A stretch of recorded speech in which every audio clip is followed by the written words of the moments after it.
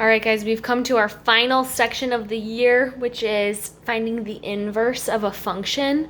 I think this, when you're just reading it, can kind of seem more complicated than it is because it really is very straightforward.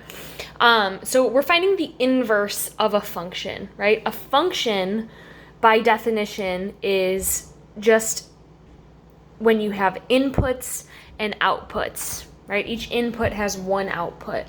So a function rule tells you the series of operations that you're doing to the input to get a specific output, right? Here your input is x, and you're taking away 6 from whatever you put in to get out whatever it is you're going to get out, right?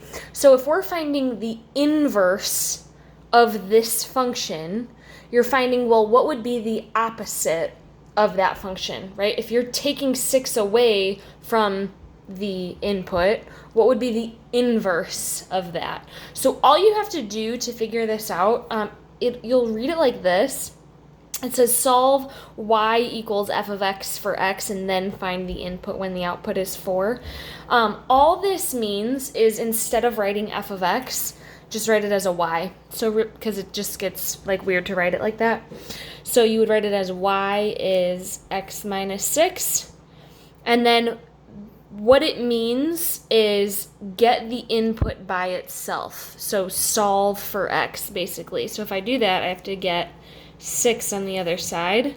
I'm doing an inverse operation to get that.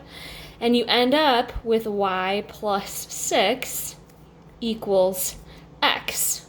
So if your initial function was input minus 6, the opposite of that, or the inverse of that, to get your input, you would say the output plus 6, right?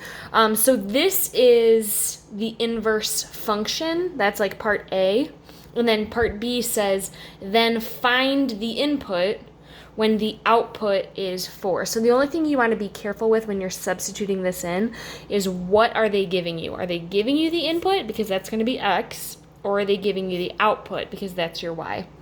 And so here they're telling us the output is 4. So we would say, okay, if the output is 4, that means we have 4 plus 6, which means our input is going to be 10. Okay, so we've got 2 pieces of this problem. Here's part A and part B, and you're done with that. Okay, let's try it again over here. If we were to solve this, the first thing that we would do is get rid of the f of x and just call it y is equal to 1/2 x plus 3. And then we want to get our input by itself. We're going to do inverse operations to get the input by itself. So I would subtract 3 from both sides. That's going to give me y minus 3 is 1/2 x. And then if I want to get that x by itself, I'm going to multiply both sides by 2, right? Instead of multiplying it by a half, that'll cancel it out. Multiply everything by 2. This distributes out, and you end up with 2y minus 6 equals x. So this is the inverse function. Now if I want to find the input when the output is 4, I can just substitute 4 in for my output there. So I'll have 2 times 4 minus 6 equals x. 2 times 4 is 8 minus 6. 8 minus 6 is 2. So when the output is 4, that means my input is 2. So hopefully you feel like this is very, very straightforward.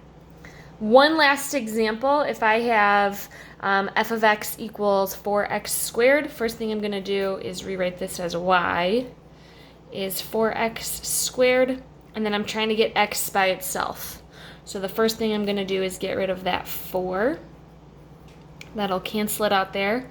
I'm left with y divided by 4 equals x squared. And then if I want to get x by itself, I have to do the inverse of squaring, which is taking the square root of both of those, which when I take the square root, it's going to give me positive and negative. Square root of y is just the square root of y. the square root of 4 is 2 equals x. So x is the positive and negative square root of y divided by 2. All right, and you're done.